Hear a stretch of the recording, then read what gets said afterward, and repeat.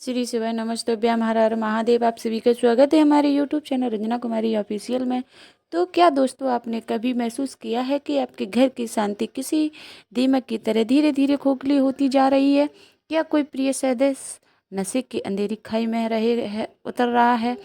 तो जहाँ से वापसी लगभग असंभव लगती है। आपने हर प्रयास किया, हर विनती की, हर आंसू बहाए, लेकिन नतीजा वही शून्य रहा। वह हर शाम उसी दानव शराब, सिगरेट, तंबाकू या दारू के चंगुल में फंस कर लौटता है। और आप हर रात तकिए में चंगुल में फंस कर लौटता है। तो आप क्या करते हैं?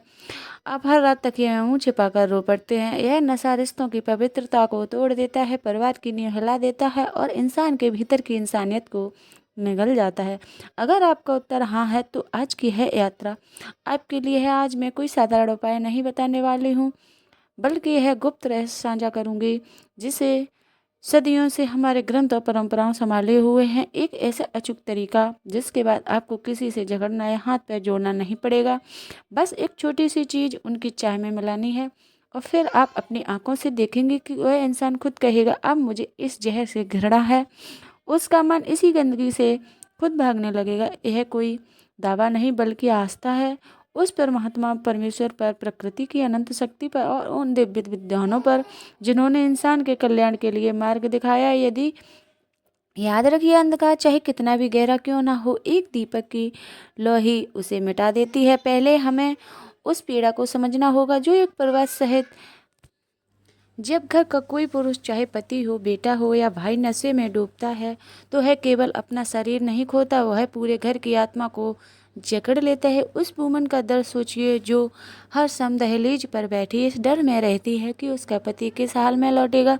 उसके मन से प्रेम की जगह धीरे धीरे भय और निराशा घर लेती है। तो वह लोगों की नज़रों से बचती है, सामाजिक समारोह में कतराती है और अपने बच्चों को मासूम सवालों का उत्तर नहीं दे पाती है। जब कोई बच्चा मासूमियत से पूछता है, माँ पिताजी ऐसे क्यों करते हैं, तो उसके आंसू ही उसका जवाब बन जाते हैं। उन बच्चों की आंखों में झांकिए जिनकी स्मृति में पिता की छवि आदर्श नहीं बल्कि लड़खड़ाते कदम और क्रोध से भरी आंखें बनकर रह जाती हैं। उनका बचपन डर और सहनशीलता के साये में बीतता है।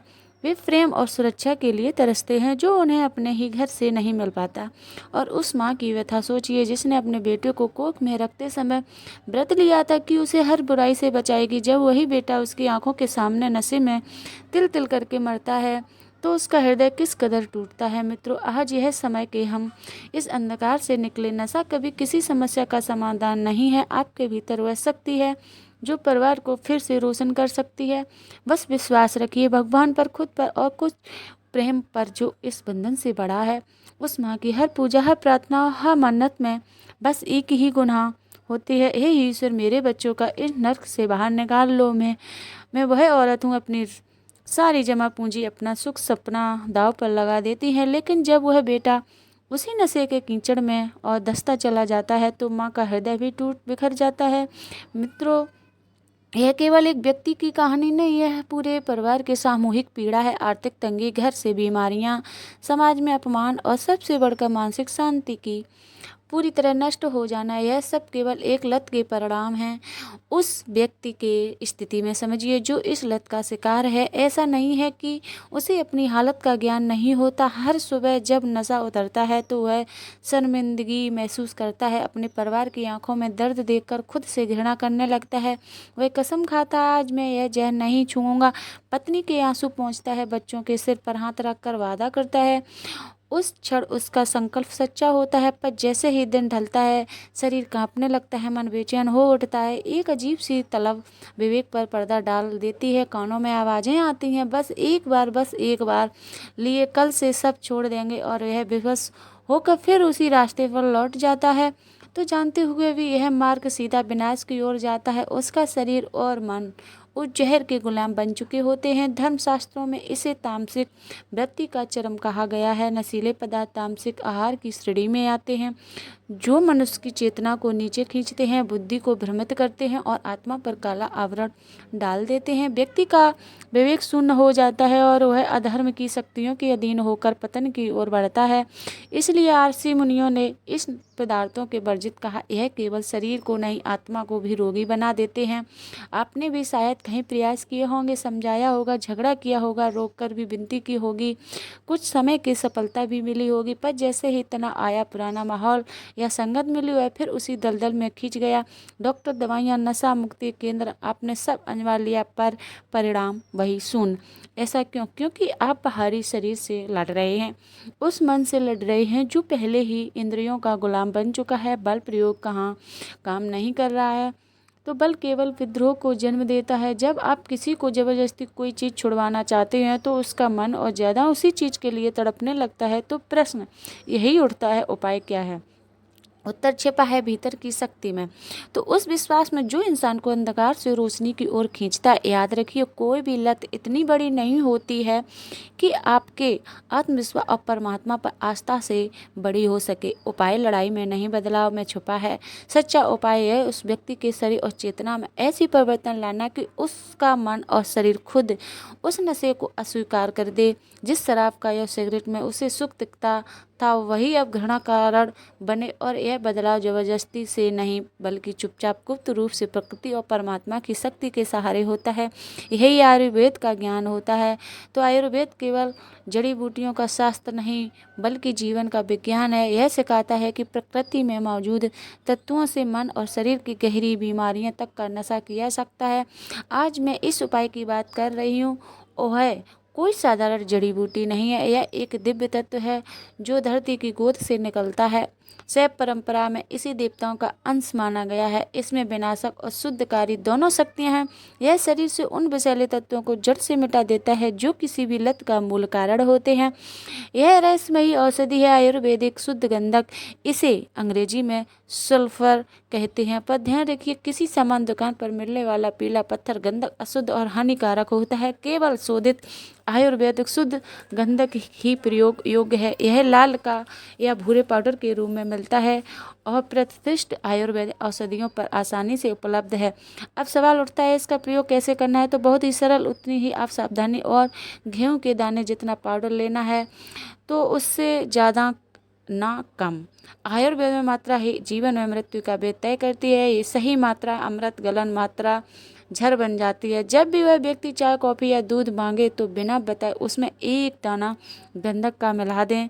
इसका कोई स्वाद या गंध नहीं होती, इसलिए उसे पता भी नहीं चलेगा। लेकिन यह केवल एक रासायनिक क्रिया नहीं, आपको इसे श्रद्धा और प्रार्थना से जोड़ना होगा। जब भी आप यह प्रयोग करें, मन ही मन अपने इष्ट देव का स्मरण करें। यदि आप भगवान शिव के भक्त हैं तो उनसे प्रार्थना करें। यदि आप माँ दुर्गा के भक्त हैं तो माँ दुर्गा से आराधना करते हुए उनसे आशीर्वाद मांगें। मन में भाव रखें, हे प्रभु, मैं तो केवल एक माध्यम हूँ, यह औषधि नहीं आपका प्रसाद है कि कृपा करके इसके द्वारा मेरे प्रियजन का शुद्धिकरण करें और उसे इस अंधकार से प्रकाश की ओर ले जाएं। मित्रों, आपकी है मौन प्रार्थना औषधि की शक्ति को 1000 गुना बढ़ा देगी, क्योंकि जब दवा और दुआ का संगम होता है तब चमत्कार अवश्य घटित होते हैं। तो फिर धीरे धीरे आप देखेंगे यह औषधि उसके रक्त में जाएगी तो भीतर फैले विषाक्त तत्वों को काटना शुरू करेगी। शुरुआत में शायद कोई बड़ा फर्क ना दिखे, पर कुछ ही दिनों में सूक्ष्म परिवर्तन नजर आएगा। वह जब शराब या सिगरेट का सेवन करेगा तो उसे वही आनंद नहीं मिलेगा, बल्कि उसके अंदर से अरुचि और घृणा पैदा होने लगेगी। शरीर धीरे धीरे नशे का स्वीकार करना सीख जाएगा। याद रखिए, असली उपाय बाहर नहीं, भीतर का परिवर्तन है। और जब मन, शरीर और आत्मा एक होकर उठ खड़े होते हैं तो कोई भी लत इंसान को बांधकर नहीं रख सकती। वह समझ ही नहीं पाएगा कि अचानक ऐसा क्यों हो रहा है। कभी शराब को दोष देगा कि शायद आज शराब खराब थी, कभी सोचेगा सिगरेट में पहले जैसी बात नहीं रही। आपको बस धैर्य रखना है और इस गुप्त प्रयोग को निरंतर जारी रखना है। धीरे धीरे हर बात जब वह नशा करेगा, उसका आवेचन और उसका मन नशे की बेचैनी और अरुचि से जोड़ने लगेगा। तो जिस चीज़ से पहले आनंद मिलता था, अब उसी से घृणा होने लगेगी। याद रखिए, यह एक मनोवैज्ञानिक युद्ध है और उसके शरीर और चेतना के स्तर पर लड़ा जा रहा है और इसमें आपकी विजय निश्चित है। कुछ हफ्तों या 1-2 महीनों के भीतर आप देखेंगे उसकी नशे की मात्रा कम होने लगी है। जहाँ पहले पूरी बोतल खत्म हो जाती थी, वह शायद 1-2 पैक के बाद ही उसका मन अब ऊब जाएगा। तो दोस्तों की महफिल में भी भूल जाने लगेगा तो भूल जाएगा जाना, क्योंकि वह जहाँ मज़े ही नहीं आएंगे एक दिन वह खुद कहेगा पता नहीं क्यों अब पीने की इच्छा ही नहीं होती, सिगरेट का धुआं सहा नहीं जाता। यही वह क्षण है जब आपका ईश्वर को धन्यवाद देना है, यही आपका सबसे बड़ी विजय होगी, क्योंकि यह केवल इसकी इच्छा शक्ति की जीत नहीं बल्कि आपकी निस्वार्थ प्रार्थना और उस दिव्य औषधि की शक्ति का परिणाम है। उनसे जबरदस्ती नहीं छोड़ा बल्कि उसके शरीर ने ही जड़ को अस्वीकार कर दिया। इस दौरान घर का वातावरण बहुत सकारात्मक और प्रेमपूर्ण रखें। वह जब से नशे से दूर होने लगे तो उसकी प्रशंसा करें, उसके साथ समय बिताएं, उसका ध्यान अच्छी चीज़ों में लगाएं, उसे यह महसूस कराएं कि आप हर पल उसके साथ हैं। याद रखिए आपका प्रेम और सहयोग ही उसकी सबसे बड़ी ताकत बनेगा।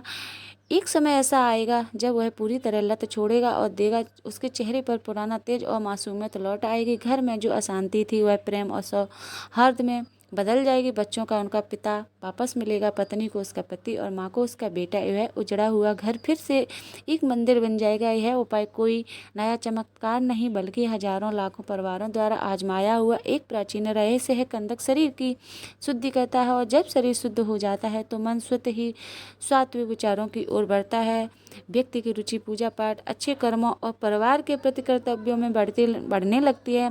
मैं एक बार फिर दोहराती हूँ, केवल आयुर्वेद शुद्ध गंधक का प्रयोग करें और मात्रा बस गेहूं के एक दाने जितना रखें। पूरे विश्वास और गुप्त रूप से यह उपाय करें, किसी से भी इसका उल्लेख ना करें। आपको अगर यह वीडियो अच्छी लगी हो तो वीडियो को लाइक करें और हमारे चैनल पर अगर पहली बार आए हैं तो हमारे चैनल को सब्सक्राइब करें। श्री शिवाय नमस्तुभ्यम।